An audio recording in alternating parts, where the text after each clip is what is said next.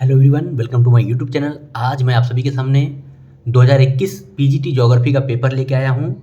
कैसा पेपर था और आयोग ने उसमें क्या ऑफिशियल आंसर दिए थे वो आज मैं आपको दिखाने वाला हूँ।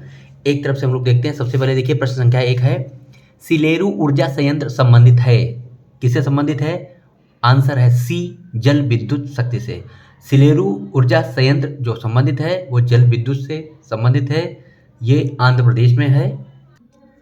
अगला देखते हैं, किसी भी सेवा के लिए जनसंख्या सीमा की सही व्याख्या निम्नलिखित में से कौन सा कथन करता है? तो इसका आंसर था सी, ऑप्शन नंबर सी, सेवा के लिए आवश्यक न्यूनतम जनसंख्या। ठीक है। इसके बाद अच्छा प्रश्न था, देखिए क्या था कि रिफ्ट घाटी परिणाम है। किसका परिणाम है? ये सिंपल प्रश्न है, आप जान रहे हैं, भ्रंशन का, फॉल्टिंग का। Rift valley is the result of faulting. बहुत अच्छा प्रश्न था। कुजवास क्षेत्र, कुजवास क्षेत्र किसके लिए प्रसिद्ध है? कोयले के लिए। किसके लिए? कोयले के लिए कुजवास। ठीक है। फिर यहाँ पे अगला प्रश्न देखिए, 5वां, निम्नलिखित में से कौन एक सीमेंट कारखाना सुमेलित नहीं है? एक तरफ राज्य दिए गए थे, दूसरी तरफ सीमेंट कारखाने। तो महाराष्ट्र चंद्रपुर सही है, छत्तीसगढ़ मोदीग्राम सही है, झारखंड बंजारी सही नहीं है। यही हमारा आंसर था। मध्य प्रदेश विक्रम नगर सही है, झारखंड बंजारी ये आंसर था। ये गलत मैच है। अगला प्रश्न देखिए, बहुत सिंपल था, अच्छा था। प्लेट शब्द का सर्वप्रथम प्रयोग किया। तो प्लेट जो प्लेट टेक्टोनिक वाला, उसमें प्लेट शब्द का सबसे पहले प्रयोग किया है टूजो विल्सन ने। बहुत अच्छा प्रश्न था, आंसर अच्छा है। अगला देखिए, शीतोष्ण चक्रवात किन अक्षांशों के मध्य उत्पन्न होते हैं? ये सारे प्रश्न आपको भौतिक भूगोल वाले सविंदर सिंह सर की बुक में मिल जाएंगे। शीतोष्ण चक्रवात किन अक्षांशों के मध्य उत्पन्न होते हैं? ऑप्शन नंबर ए बिल्कुल सही है, 35 से 65 डिग्री उत्तर व दक्षिण अक्षांशों के मध्य। 35 से 65 डिग्री उत्तर दक्षिण अक्षांशों के मध्य। अगला प्रश्न है, अगला बहुत अच्छा प्रश्न था, सारगैसो सागर किस महासागर का हिस्सा है? और इसको नजदीक कर लेते हैं। सारगैसो सागर किस महासागर का हिस्सा है? तो उत्तरी अटलांटिक महासागर का। ठीक है। सारगैसो सागर के बारे में कहा जाता है कि ऐसा सागर जिसकी कोई सीमा नहीं है। ठीक। उत्तरी अटलांटिक के बीच में सारगैसम नामक एक शैवाल पाया जाता है, इसलिए उस सागर को सारगैसो सागर कहा गया है। ठीक। अगला देखिए, जापान के अंतर्गत सबसे बड़ा द्वीप कौन सा है? तो होन्शु। ठीक है, आप जान रहे हैं, Hokkaido, Honshu, Kyushu, Shikoku Japan के द्वीप हैं। सबसे बड़ा द्वीप है होन्शु। ठीक है।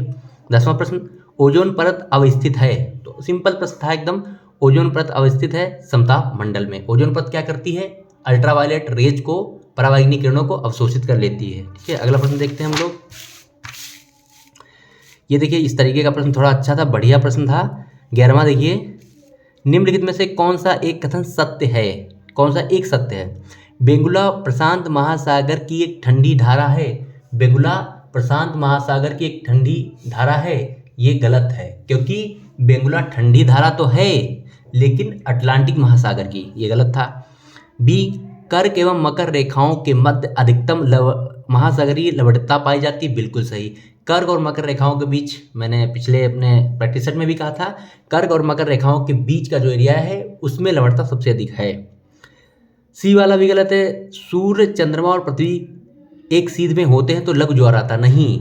सूर्य चंद्रमा पृथ्वी जब एक सीध में होते हैं तो दीर्घ ज्वार आता है, हाई टाइड आता है। ठीक है। अगला भी गलत है, उच्च सागरी ज्वार 12 घंटे 30 मिनट 20 मिनट के अंतराल पर आते हैं, तो ये भी गलत है। अगला देखिए, संयुक्त राज्य अमेरिका में टार्नेडो को क्या कहते हैं? यहाँ पे थोड़ा हम लोग फास्ट तरीके से खत्म करेंगे, इसको एक्सप्लेन करेंगे बाद में, क्योंकि पूरा पेपर आप समझ लीजिए अच्छे से।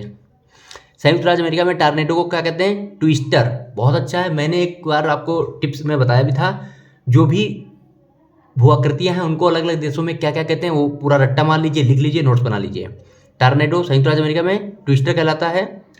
फिर सूची देखिए, अगली सूची मिलान करना था। बहुत अच्छा प्रश्न था सूची वाला ये।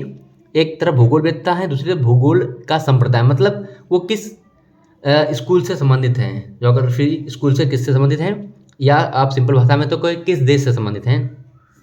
ए डिमांजिया फ्रांसीसी भूगोलवेत्ता थे, ए का 3, रेडजेल जर्मन थे, मैकिंडर ब्रिटिश थे, और ईसा बोमेन करके हैं वो अमेरिकी थे। तो इस तरीके से इसका आंसर ये था। यानी कि सभी भूगोलवेत्ताओं के बारे में आपको पता होना चाहिए वो किस स्कूल ऑफ ज्योग्राफी से संबंधित हैं। अगला देखिएगा 14वां प्रश्न, निम्नलिखित में से कौन सी नदी डेल्टा का निर्माण नहीं करती है? बहुत अच्छा प्रश्न है, नर्मदा, सबको पता है, सिंपल सी बात है। कॉस्मॉस किसने लिखी? हम्बोल्ट ने, बहुत अच्छा प्रश्न है, ये भी सिंपल है। अगला देखिए, निम्नलिखित में से किस राज्य की सबसे लंबी तटरेखा है? बहुत सिंपल प्रश्न आया था, गुजरात, सबको ही पता है। 17वां देखिए, भारत का अंतर्राष्ट्रीय व्यापार की दृष्टि से सबसे महत्वपूर्ण बंदरगाह, इसमें बड़ा कन्फ्यूजन रहा था लोगों को और बहुत विवाद भी हुआ था और आयोग ने कांदला यानी कांडला को ही माना था, ठीक है। अगला, डिमांजिया ने मकानों का वर्गीकरण किस आधार पर दिया? ये प्रश्न बहुत टफ था। डिमांजिया ने मकानों का वर्गीकरण किस आधार पर दिया है? कार्यों के आधार पर, ये आयोग का आंसर था, कार्यों के आधार पर। अगला प्रश्न देखिए, अगला बहुत अच्छा प्रश्न था। भू अभिनीत को चारों ओर से घेरने वाले दृढ़ भूखंड को कोबर द्वारा नाम दिया गया क्रेटोजेन। कोबर की थ्योरी है भूसन्निध की, ठीक है, जियोसिंक्लाइन की, जिसमें पर्वतों का निर्माण बताया गया है। कोबर ने अपनी थ्योरी दी है, उसमें जो चारों ओर से भू अभिनीत को चारों ओर से घेरने वाले दृढ़ भूखंड को क्रेटोजेन कहा है। बहुत साफ लिखा है सविंदर सिंह सर की बुक में इस सब के बारे में। अगला प्रश्न देखिए आप, अब यहाँ पे कौन सही सुमेलित नहीं? एक तरफ केंद्र शासित राज्य है, दूसरी तरफ साक्षरता दर है 2011 के अनुसार। तो चंडीगढ़ 88.87%, ये सही मैच नहीं थी, यही गलत था, आंसर यही है। इसके बाद देखिए, जैव विविधता हॉटस्पॉट शब्दावली का प्रयोग सर्वप्रथम किसके द्वारा किया गया? बहुत अच्छा प्रश्न है, अगर आपने चैप्टर पढ़ा होगा आपने जान रहे होंगे आप, नॉर्मन मायर के द्वारा। बहुत अच्छा प्रश्न था। अगला प्रश्न था, निम्नलिखित में से कौन एक कथन असत्य है? एक गलत कौन सा था? तो उत्तरी गोलार्ध की औसत लवणता दक्षिणी गोलार्ध से कम है, बिल्कुल ये सही था। गल्फ स्ट्रीम यूरोप के उत्तरी पश्चिमी तट पर लवणता बढ़ा देती है, ये भी सही था। और प्रतिचक्रवातीय दशाएं लवणता को घटा देती हैं, ये गलत बात थी, यही आंसर था। चौथा देखते हैं, भूमध्य सागर के पूर्वी भाग में पश्चिमी भाग की तुलना में अधिक लवणता पाई जाती है, ये गलत बात है, ठीक है।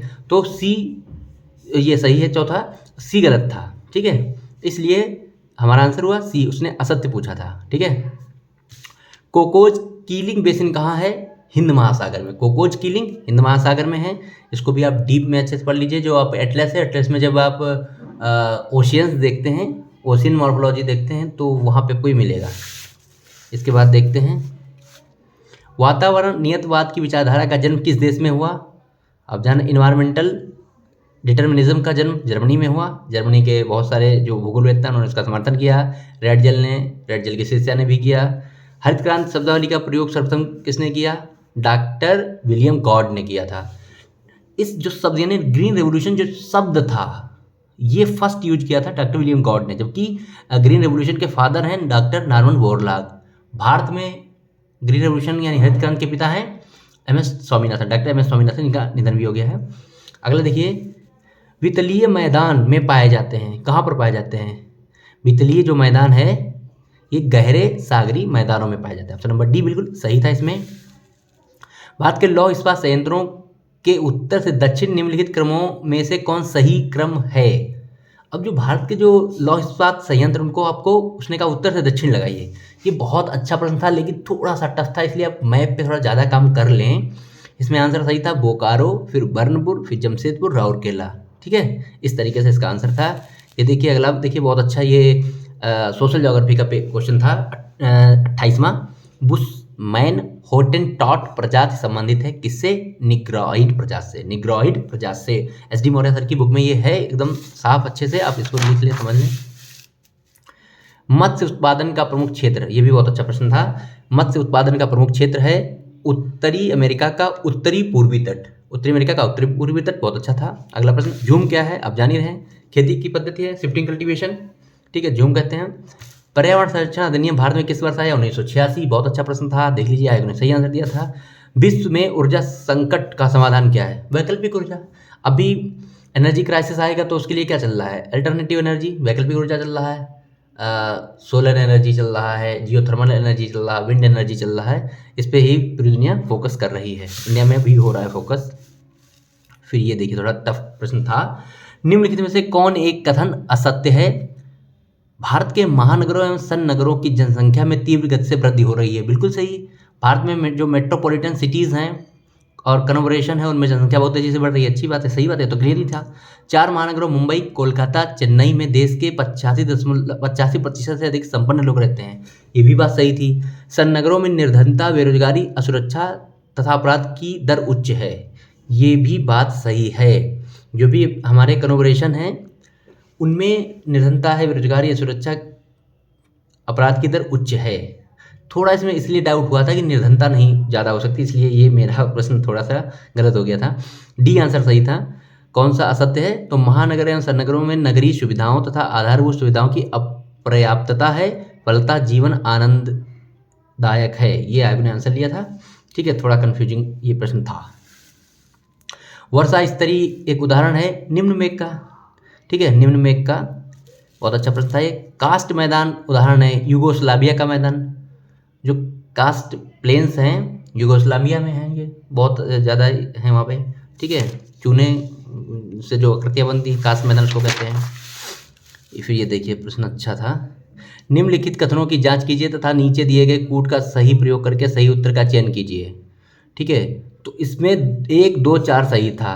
दक्षिणी दोलन का वाकर परिचालन से घनिष्ठ संबंध है, बिल्कुल सही था। 2, गिलबर्ट वाकर भारतीय मौसम विज्ञान सेवा के अध्यक्ष थे, बिल्कुल सही था। फिर चौथा, दक्षिणी दोलन का नकारात्मक सूचकांक हिंद महासागर में उच्च दाब एवं पूर्वी प्रशांत महासागर में निम्न दाब इंगित करता है, बिल्कुल सही। 1, 2, 4 बिल्कुल सही थे।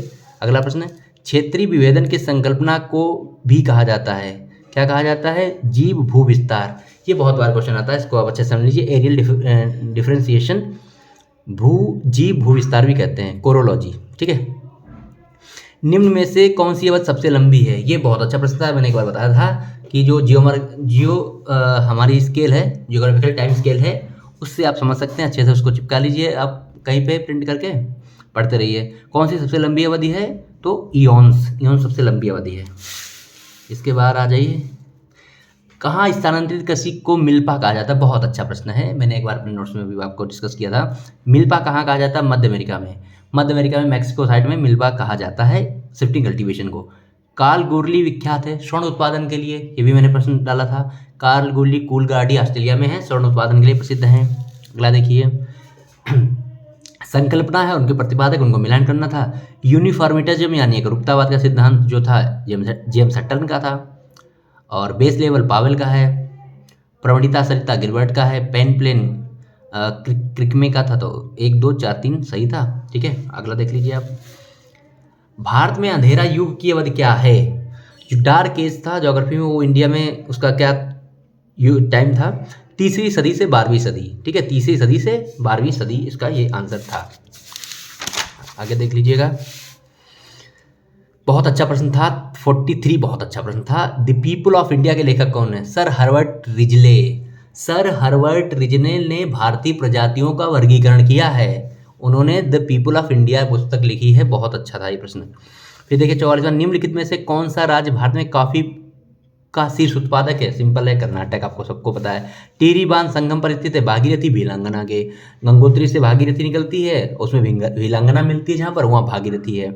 ये दोनों मिलकर आगे जाते हैं, अलकनंदा से मिलती है, देवप्रयाग में गंगा बन जाती है। ठीक है, पृथ्वी पर कौन सा कारक सूर्य तप के वितरण को प्रभावित नहीं करता है? ऊपर वाले तीनों करते हैं, भूमिगत जल से कोई मतलब नहीं है जो आइसोलेशन को प्रभावित करे। तो ऑप्शन नंबर डी बिल्कुल सही था।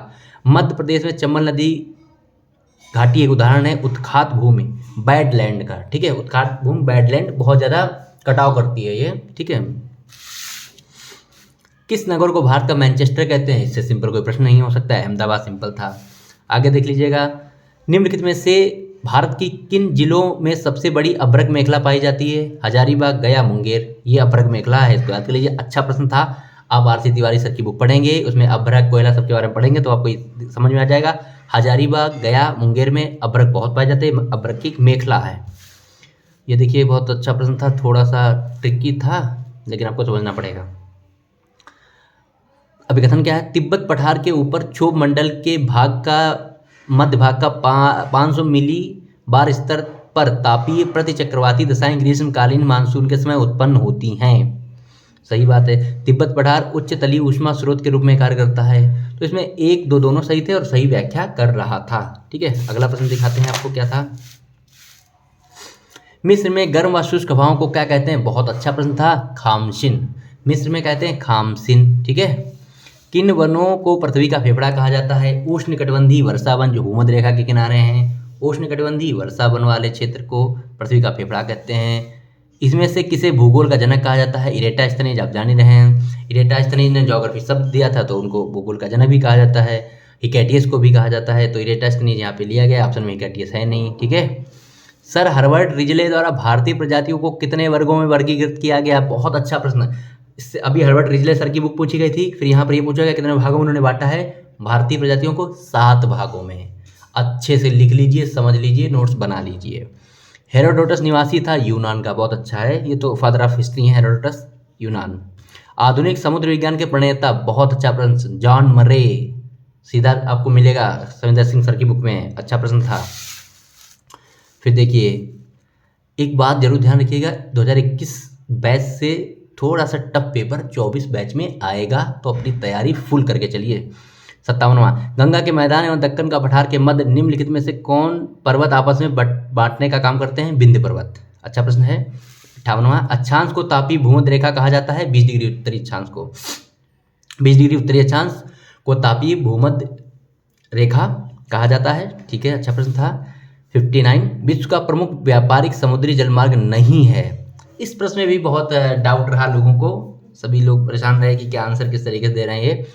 विश्व का प्रमुख व्यापारिक समुद्री जलमार्ग नहीं है पनामा नहर न्यूजीलैंड महासागर मार्ग, ठीक, पनामा नहर न्यूजीलैंड महासागर मार्ग ये प्रमुख व्यापारिक जलमार्ग नहीं है, इन्होंने लिया था। इनमें से कौन सी तरंगे चट्टानों में संकुचन व फैलाव लाती हैं? पी तरंगे, प्राइमरी जो भूकंपीय तरंगे हैं, इनमें से कौन सी तरंगे चट्टानों में संकुचन व फैलाव लाती हैं? पी तरंगे।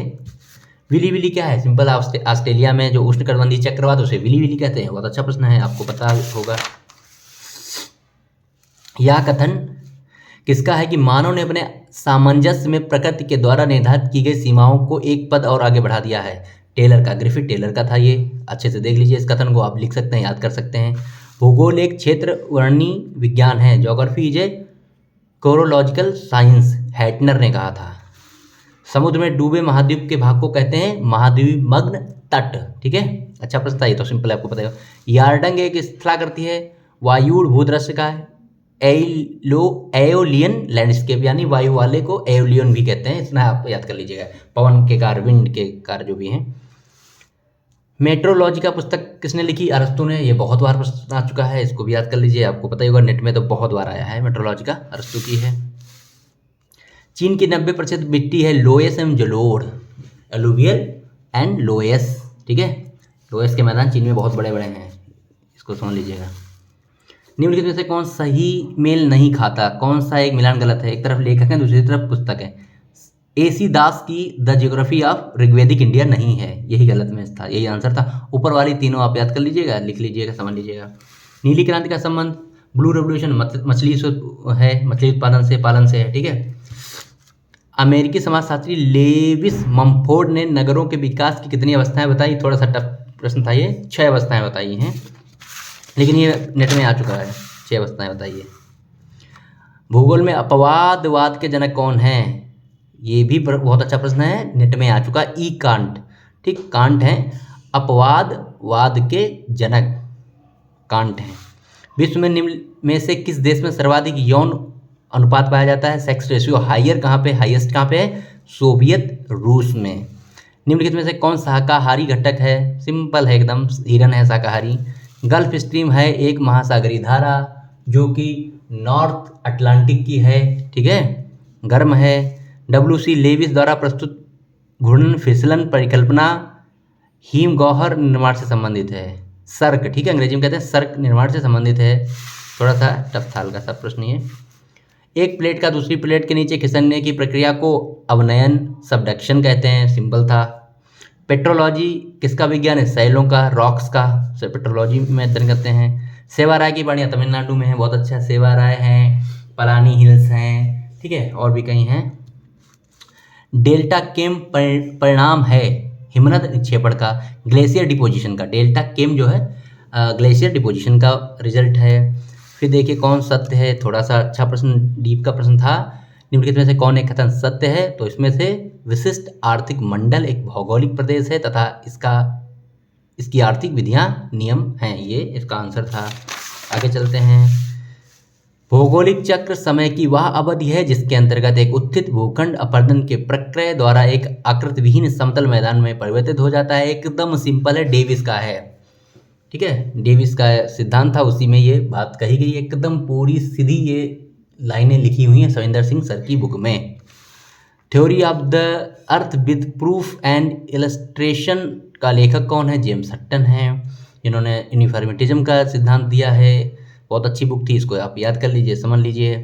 गरजने वाला चालीसा, ये भी बहुत अच्छा इंपॉर्टेंट और सिंपल प्रश्न था। दक्षिणी गोलार्ध की पछुआ पवन को कहते हैं। निम्नलिखित में से कौन एक आरोही क्रम में सागरी जल में विद्यमान लवण के प्रतिशत को प्रदर्शित करता है? ये भी सिंपल है, आपको जो समुद्री जल है उसमें जो लवण पाए जाते हैं उनके बारे में आपको पता होना चाहिए। कैल्शियम सल्फेट, फिर मैग्नीशियम सल्फेट, मैग्नीशियम क्लोराइड, फिर सोडियम क्लोराइड। ठीक, ये इसका आंसर था। फिर देखिए क्या प्रश्न था। महासागरों का औसत वार्षिक तापमान कितना होता है? बहुत अच्छा प्रश्न था। आपको सबको पता है 17 डिग्री सेल्सियस, लेकिन फ़ारेनहाइट में अगर चूक गए तो गलत हो जाता। इसलिए सविंदर सिंह सर की बुक में फ़ारेनहाइट में भी लिखा था और मैंने इसको लिख लिया था, इसलिए बहुत अच्छा प्रश्न था। 63 degree Fahrenheit, 63 degree Fahrenheit. Koppen की स्कीम के अनुसार BHWH प्रकार की जलवायु कहाँ पाई जाती है? कोपेन ने जो इंडिया के जलवायु का वर्गीकरण किया है, सबसे सिंपल तरीका मैं आपको बताता हूँ याद करने का। इंडिया का एक मैप लीजिए, पूरा उसको बना लीजिए, कोपेन के जलवायु के अनुसार उसको बांट लीजिए, ड्रॉ कर लीजिए लाइंस और ये लिख लीजिएगा BHWAS सारा लिख लीजिए। आप अपने टेबल के सामने चिपका लीजिए, रोज देखेंगे याद हो जाएगा। 86 का ए आंसर सही था। महाद्वीपीय विस्थापन सिद्धांत का प्रतिपादन किया था वेगनर ने। आप जान ही रहे हैं, वेगनर ने सब बताया था अपना पैंथालासा पैंजिया। सागर द्वीप गंगा सागर का है बंगाल की खाड़ी के महाद्वीपीय मग्न तट पर। बहुत सिंपल प्रश्न था। अगला प्रश्न, ये सूची मिलान करना था, थोड़ा सा टफ था लेकिन आप समझते तो इसका हो जाता है। महासागरीय निक्षेप और उत्पत्ति, इसको मिलाना था। देख लीजिएगा किस तरीके से प्रश्न था। ठीक है, इसका ए आंसर था। ए से 3 मिलाना था। तट तलवासी पदार्थ, सागरीय जीव जंतु तथा पादपों के मृत अस्थिर पंजर। वहाँ सबसे लोवेस्ट में नीचे क्या रहेगा? जो मर जाते हैं वो सब, उनके अस्थि पंजर वगैरह मिलेंगे। अगाध सागरस्थ शैवाल प्रकार। सी का ए टेरापोड क्या था? प्लवक मोलस्क जीव के कोश। और D2 डायटम मृतिका अंशयुक्त अत्यंत सूक्ष्म पौधों के अवशेष। तो ये अच्छे से पढ़ लीजिए, सब हो जाएगा। निम्नलिखित में से कौन सा एक मानव भूगोल का उपागम नहीं है? ये थोड़ा सा ट्रिकी प्रश्न आ गया था। कौन एक मानव भूगोल का उपागम नहीं है? मात्रात्मक क्रांति। ठीक है, मात्रात्मक क्रांति। इंडोनेशिया में निम्न में से कौन सी जलवायु पाई जाती है? बहुत अच्छा प्रश्न है। इंडोनेशिया भूमध्य रेखा वहाँ से गुजरती है, सुमात्रा से, तो विषुवत-रेखीय जलवायु प्रदेश, विषुवतीय जलवायु प्रदेश में आता है। एंथ्रासाइट कोयला है। सिंपल प्रश्न, इससे सिंपल क्या होगा? प्रमुख नगर की अवधारणा किसने प्रतिपादित की? Concept of primate city, Jeff उनका है, जेफरसन का। बहुत अच्छा है। निम्नलिखित में से किसने उद्योगों के स्थापन का सिद्धांत दिया? अल्फ्रेड वेबर का। बहुत अच्छा सिद्धांत है, सबको ही पता होगा अल्फ्रेड वेबर का। जिनको नहीं पता याद करते रहें आप। निम्नलिखित भाषाओं में सुनामी शब्द किस भाषा का है? सुनामी को टी से लिखा था, टू सुनामी लिखा जाता। आप इंग्लिश वर्जन देख लीजिए तो जापानी शब्द है। जापान में तो बहुत रोज ही आती रहती है हल्की हल्की सुनामी। शैल सरिता शब्दावली, रॉक स्ट्रीम शब्दावली किसने दी? मतलब किससे संबंधित है? परहिमानी से। किससे? पेरी ग्लेशियर से। ठीक है, पेरी ग्लेशियर से, परहिमानी से। अगला प्रश्न देखिए क्या था। इन्फ्लुएंसेस ऑफ जियोग्राफिक इन्वायरमेंट नामक पुस्तक किसने लिखी? ईसी सैम्पल की, Ellen Churchill Semple. Influences of geographical environment नामक पुस्तक सिंपल पुस्तक है। सारी पुस्तकें लिख लीजिए, याद कर लीजिए, रट्टा मार लीजिए। ईसी सैम्पल की थी। यूर्त घर किसके हैं? यूर्त घर बनाते हैं किर्गिज। ठीक है, ये बनाते हैं, उनका घर है। संयुक्त राज्य अमेरिका के मिसिसिपी में लोएस के निक्षेप को क्या कहते हैं? एडोब। ये प्रश्न गलत हो गया था मुझसे, लेकिन ये बहुत अच्छा प्रश्न था। मेरे नोट्स में भी मैंने बनाया था, स्लिप हो गया पता नहीं कैसे। सविंदर सिंह सर की बुक में है ये एडोब। ठीक है, इनमें से कौन भूगोलवेत्ता, ब्रिटिश भूगोलवेत्ता है? हैगेट, पीटर हैगेट, ये ब्रिटिश भूगोलवेत्ता है। भूदृश्य के परिमार्जन में मनुष्य अंतिम कारक है, यह कथन किसका है? सावर का, कार्ल सावर का। ठीक है, भूदृश्य के परिमार्जन में मनुष्य अंतिम कारक है, कार्ल सावर का ये स्टेटमेंट है। विश्व में सबसे प्राचीन नगरीकरण का प्रमाण कहाँ मिलता है? मेसोपोटामिया में, आप जान रहे हैं। ठीक है। सिंधु हड़प्पा से भी प्राचीन है मेसोपोटामिया, ठीक है। आगे देख लीजिएगा क्या है। भारत में सर्वाधिक वर्षा होती है पश्चिमी घाट हिमालय क्षेत्र मेघालय में, सबसे ज़्यादा वर्षा यहीं पे होती है। उड़ीसा के सुपर साइक्लोन चक्रवात 1999 के पश्चात चक्रवात में अधिकतम पवन गति मापी गई किसमें, फालिन में, जो 2013 में आया था। उष्णकटिबंधीय सदाबहार वन का कौन सा क्षेत्र है, पश्चिमी घाट, ठीक है। सदाबहार वन इसमें से पश्चिमी घाट में पाए जाते हैं, वैसे बंगाल में भी पाए जाते हैं, लेकिन ऑप्शन हमारे पास है पश्चिम बंगाल, ठीक है। इसके बाद देखिए दिनारिक प्रजाति कहाँ पाई जाती है, स्विट्जरलैंड में, ये भी अच्छा है, सोशल ज्योग्राफी का प्रश्न है, अच्छा प्रश्न था। अब यहाँ पे आप देखिए द्राक्षा कृषि लिखा है तो आप कंफ्यूज हो सकते हैं, आपको इंग्लिश वर्जन देखना चाहिए। विटीकल्चर, सबको पता है विटीकल्चर अंगूरों का जो उत्पादन है उससे संबंधित है। फिर देखिएगा ये देखिए सुमेलित करना था, थोड़ा सा टफ कह सकते हैं, लेकिन एक दो आपको समझ में आता तो आप लगा देते। खनिज तेल उत्पादन क्षेत्र और अन्वेषण का वर्ष, किस वर्ष वहाँ पे खोजा गया था, तो सबसे पहले A3, ठीक है, मंगला जो था वो 2004 में, सबसे पहले डिगबोई आप समझ लीजिए सबसे पुराना है, तो डी का हो जाता है 1889, ठीक। इस तरीके से 3 2 4 1 इसका मैच था, अच्छा प्रश्न था, आप इसको समझ लीजिए। अत्यधिक गहराई परत में जमने वाली मैग्मा को कहते हैं बैथोलिथ, ये तो आपको पता ही होगा, नहीं पता समझते रहिए, बैथोलिथ। पेन प्लेन की संकल्पना प्रस्तुत की गई थी क्रिकमे द्वारा, CH क्रिकमे द्वारा, पेन प्लेन की क्रिकमे द्वारा। पारिस्थितिक तंत्र शब्दावली का प्रयोग किसने किया था सर्वप्रथम, टांसले ने, AG टांसले, ये भी आपको पता है। इकोसिस्टम AG टांसले का है। इकोलॉजी किसका है, ये आप ऑप्शन में कमेंट में करके मुझे बताएं। पश्चिमी घाट को इस नाम से भी पुकारा जाता है, सह्याद्री। हिमालय को हिमाद्री, पश्चिमी घाट को सह्याद्री भी कहा जाता है। इसके बाद अत्यधिक विस्तार में भूमिज निक्षेप में पाए जाते हैं पूर्वी द्वीप समूह के समीप। ट्रक फार्मिंग किससे संबंधित है, बहुत अच्छा प्रश्न है, यूरोप अमेरिका साइड में होता है ट्रक फार्मिंग, साग सब्जी से संबंधित है। सब्जियां वगैरह तोड़ी जाती है, ट्रकों में भरी जाती है, मार्केट में पहुंचा दी जाती है रात भर में, उसको ट्रक फार्मिंग कहते हैं। बाद में राष्ट्रीय जल नीति का भाई बहुत अच्छा प्रश्न है, 2012 में आई है। प्रसिद्ध पुस्तक मेन स्प्रिंग ऑफ सिविलाइजेशन किसने लिखी, हटिंगटन ने, ये भी बहुत अच्छी बुक थी, अच्छे से मुझे याद थी। Main spring of civilization Huntington की है। पृथ्वी के आंतरिक भाग में ऊष्मा जनन का मुख्य कारण क्या है, रेडियो सक्रिय पदार्थों तथा गुरुत्व बल के तापीय ऊर्जा में परिवर्तन से। देखते रहिए, समझते रहिए क्या पूछा गया था। आगे चलिए, यहाँ पे भारत में क्रांतियाँ संबंध बहुत अच्छा था। जो काली क्रांति है श्याम क्रांति पेट्रोलियम से थी, पीत क्रांति तिलहन से, ठीक है। बादामी क्रांति जो थी वो मधुमक्खी पालन से, और राउंड रेवोल्यूशन, देखिए वर्तुल लिखा है आप समझ नहीं पाएंगे, राउंड रेवोल्यूशन आलू से, ठीक है। रुको जाओ, बहुत अच्छा प्रश्न था, टेलर का था। रुको और जाओ किसका था, टेलर का था। आपको ये तो सब पता ही है, जो नवनिश्चयवाद उन्होंने दिया उसमें उन्होंने बताया है। वायुमंडल की परतों में निचली परत कौन सी, इससे सिंपल क्वेश्चन क्या था, ट्रोपोस्फियर, परिवर्तन मंडल, ठीक है।